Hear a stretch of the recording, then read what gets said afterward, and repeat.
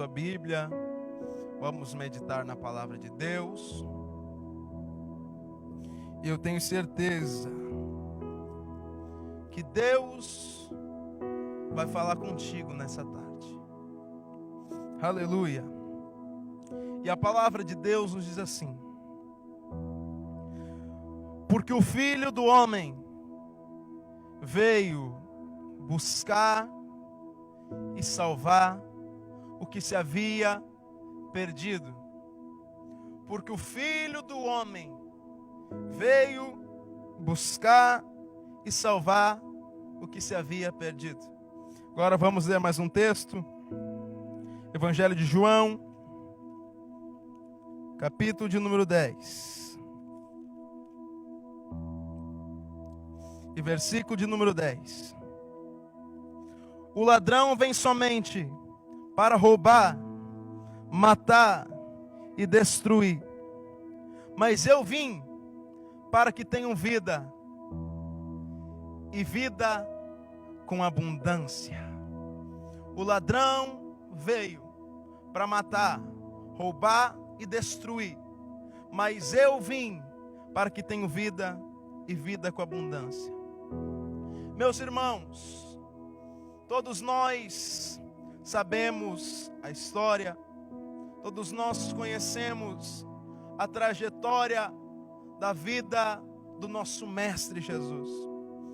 Aonde lemos em Lucas 19, a Bíblia vai dizer que o Filho do Homem veio buscar, o Filho do Homem veio para salvar aquilo que já estava bem, aquilo que já estava tudo tranquilo. Não, a Bíblia diz que ele veio buscar e veio salvar aquilo que estava totalmente perdido.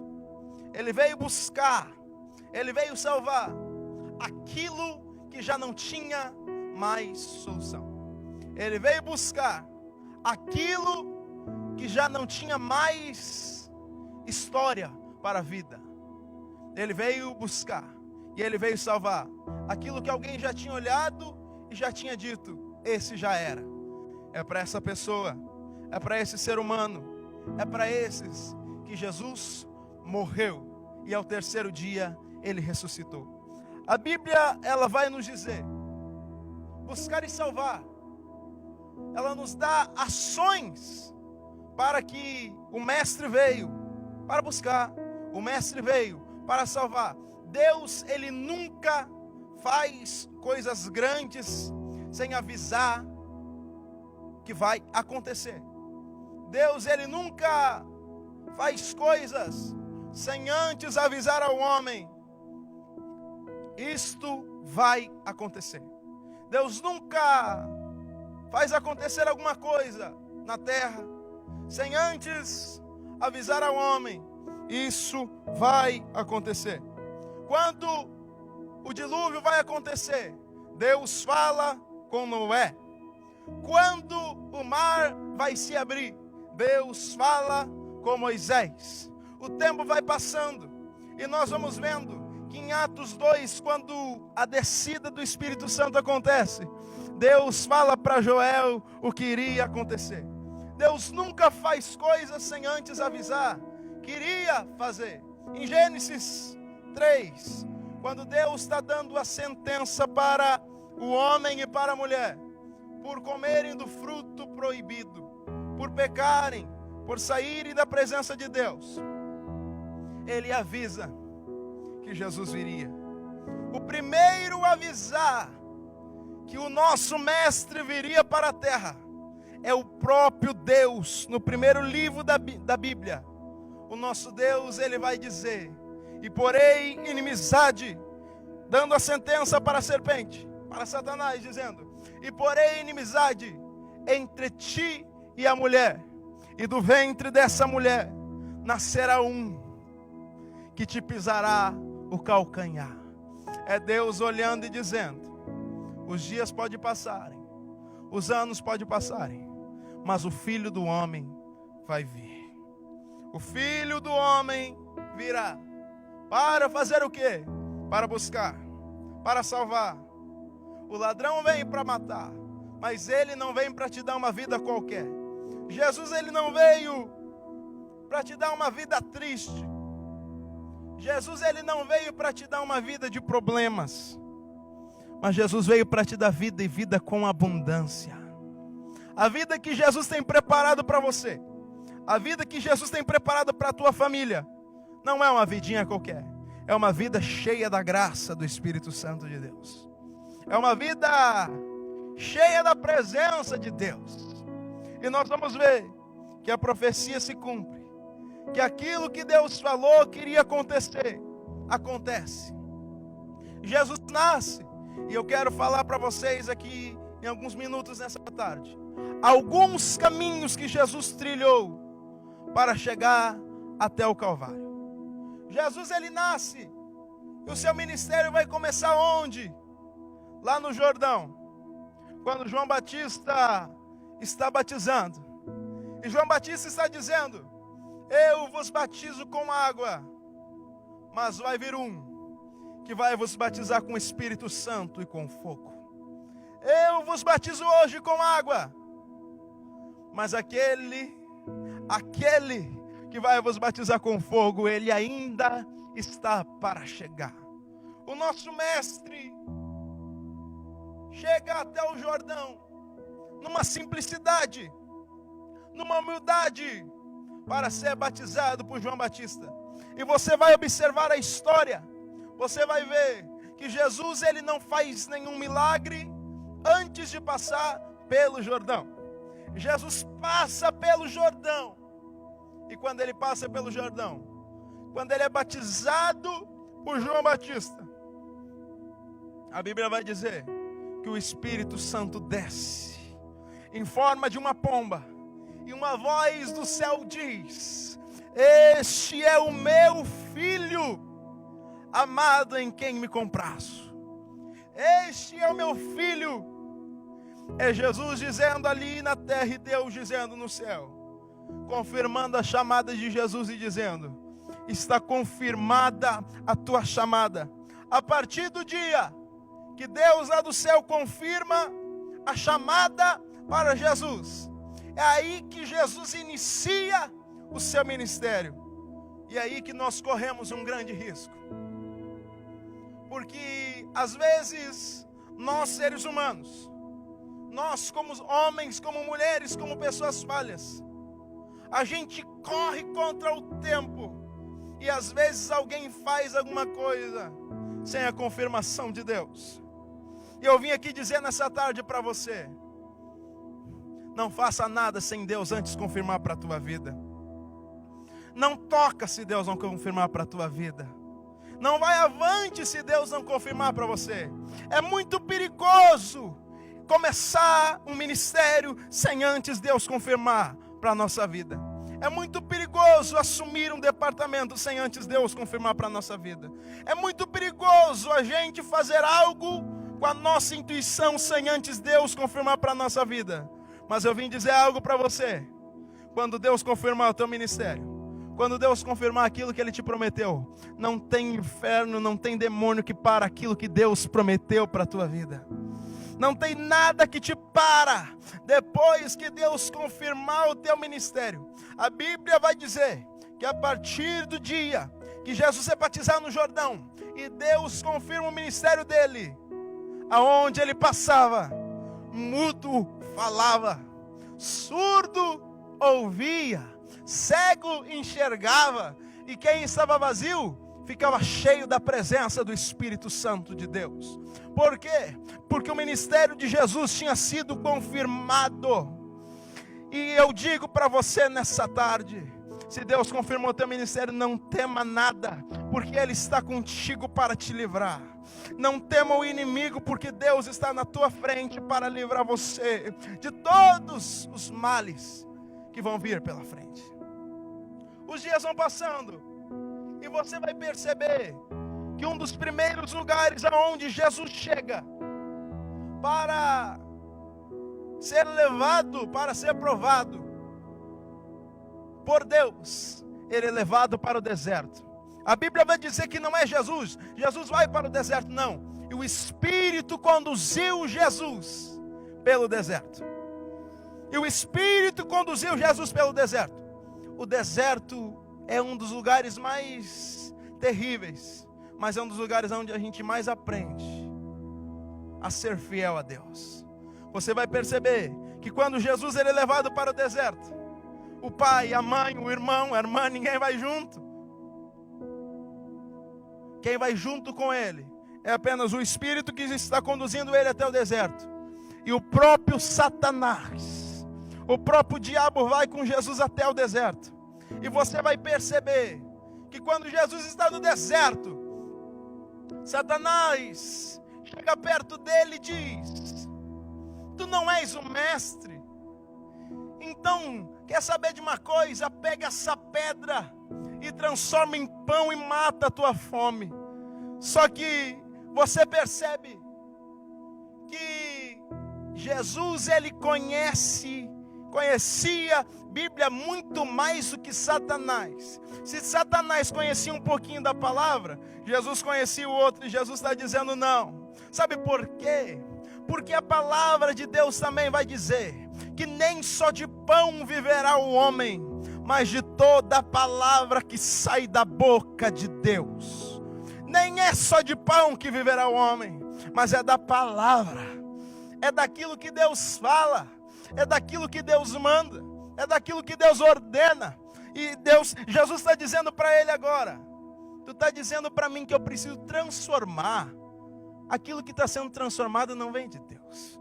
Aquilo que precisa ser transformado, transformar uma pedra em pão, não é de Deus. Porque quando Deus dá algo para a nossa vida, é perfeito.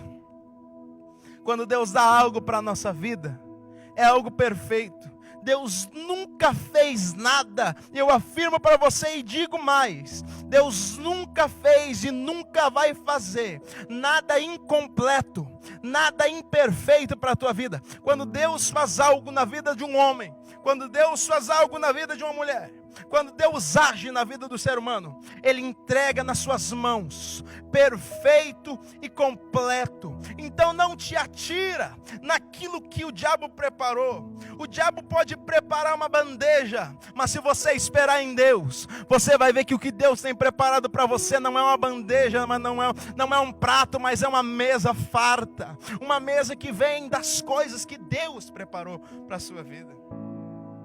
O tempo vai passando, os dias passam, Jesus é provado lá dentro do deserto, ele é levado ao pináculo do templo, e o diabo diz para ele: se atira, se mata.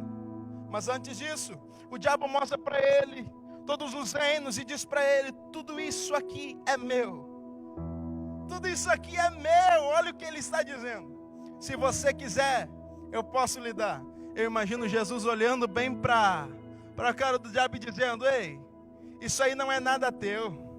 Porque a Bíblia diz, quando a oração do Pai Nosso está terminando, quando a oração do Pai Nosso está terminando, a oração diz: não nos deixeis cair em tentação, mas nos livrai-nos do mal, porque teu é o reino, e aquilo que é do Pai é do Filho também. Então, se o reino é de Jesus, ele está olhando para Satanás e dizendo: para de oferecer para os outros aquilo que não é teu. Esse reino é meu, esse reino sou eu que mando, sou eu que ordeno, sou eu que decreto. Tu só faz se eu permitir, tu só age se eu deixar. Satanás agora está no cantinho planejando mais alguma coisa. Leva Jesus para o pináculo do templo em Jerusalém, e ele monta uma plateia. E ele olha para Jesus e diz assim: a palavra diz que tu dará ordem aos seus anjos, e eles virão e te salvarão, te cuidarão. Então se atira daqui de cima, vamos ver se isso vai acontecer.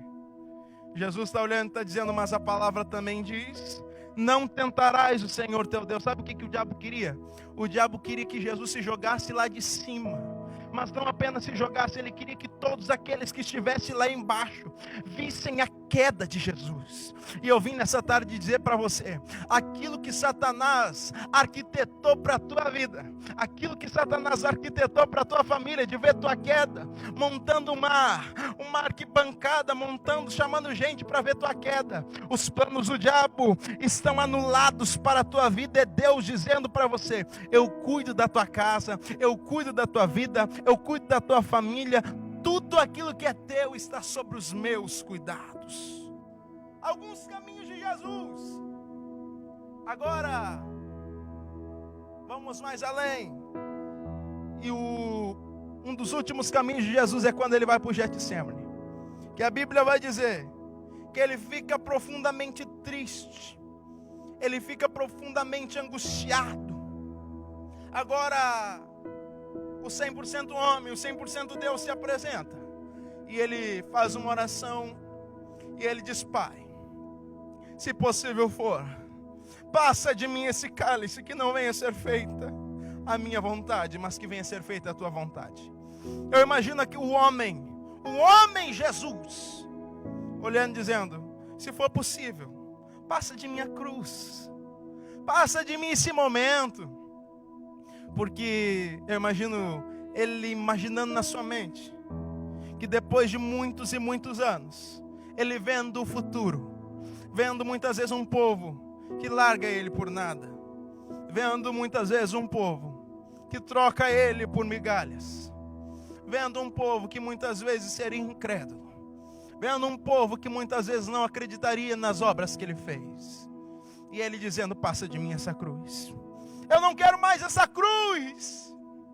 Mas o Jesus Deus vem nele, o 100% Deus vem nele, e ele olha e diz assim, mas que não venha ser feita a vontade do homem, mas que venha ser feita a vontade de Deus, porque ele via que os anos passariam, e assim como teria gente incrédula, gente que não acreditaria, também teria um povo que não se curvaria a Baal, que não se curvaria a nenhum problema. Tem gente olhando dizendo, a igreja está curvada. Não, a igreja está de pé, e a igreja está tão de pé como nunca esteve. Tem gente dizendo, o templo está fechado, mas a igreja, eu, você, estamos dentro das nossas casas, dobrando nossos joelhos, orando. Sabe o que Jesus estava fazendo no Getsemane, no meio da provação?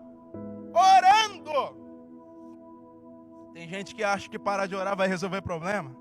E eu vim aqui dizer para você, quanto mais você orar, mais os problemas vão embora.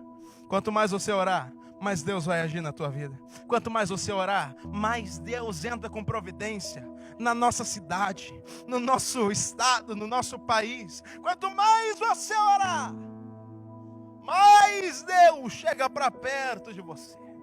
Agora Jesus vai descer do Getsemane. E Jesus nos dá uma lição maravilhosa, que ele estava dentro de um propósito. O que mostra que Jesus estava dentro de um propósito? Porque ele mesmo sabendo que Judas era um traidor, ele chega até Judas. Judas beija a sua face.